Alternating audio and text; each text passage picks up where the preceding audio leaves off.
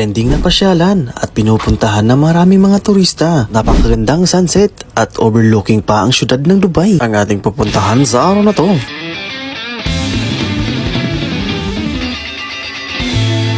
Yala! Biyaheng Creek Harbor tayo. Isa ang Creek Harbor sa paboritong pasyalan ng mga residente na nandito sa Dubai. Pero teka lang, tuturo ko muna kung paano tayo pumunta dito. Baka maligaw ka pa at papunta ka pa sa iba. Simple lang pumunta ng Creek Harbor mga pre. Kasalukuyan pala tayo nakasakay ng train mga pre, papuntang Creek Station. Nasa berdeng linya pala tayo ng train mga pre ha. Tapos labas ka sa may exit 1 at didiretsuhin mo lang yan papunta doon sa may Marine Station. At pasok ka lang sa loob mga pre, merong upuan na waiting area. At tatawagin lang kayo pag meron ng bakanting bangka. Wait, ka lang. Dapat may note card ka. 2 dirhams lang yan mga pre. Pamasahe papuntang Creek Harbor. Dapat nakatap ka na. Kung hindi, iuhulog ka nila. Aw, joke lang.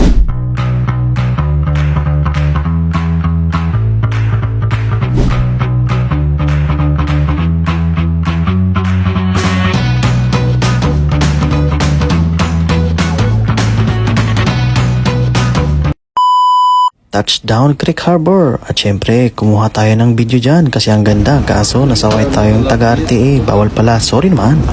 Sakto lang yung dating natin mga pre. Naabutan pa natin yung sunset at nakikita pa natin yung ganda ng buong Dubai. At syempre, may liwanag pa. Simula na ang picturean. At syempre, sa galaang ganito, hindi mawawala ang kainan. Nagbaon pala kami dyan mga pre. Libre namang kumain dito kasi mayroon namang maraming upuan. At mga lamesa, piknik-piknik ba?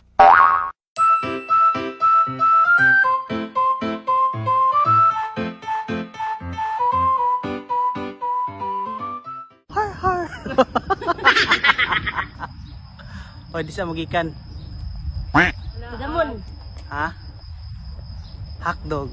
Gidabi na tayo mga pre at syempre balak namin puntahan yung napakasikat at trending sa TikTok na view deck dito sa may Creek Harbor. Summer na talaga mga pre, kahit gabi na sobrang init na sa paligid. Ganito pala ang itsura ng view deck na to sa gabi, nakikita ko lang to sa mga TikTok video. Parang mas maganda pala pag may liwanag pa mga pre, kaso natagalan kami sa biyahe. Tsaka na lang, next time ulit.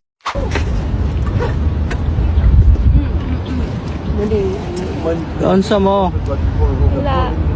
Nauna. That's it muna sa araw to mga pre. Kung umabot ka man sa dulo ng video natin, paki-comment naman kung nasan ka man dito sa Dubai. Kung nakapunta ka na sa lugar na to, paki-comment naman kung ano ang mas maganda sa gabi o sa araw. See you ulit sa next video natin. Bye-bye!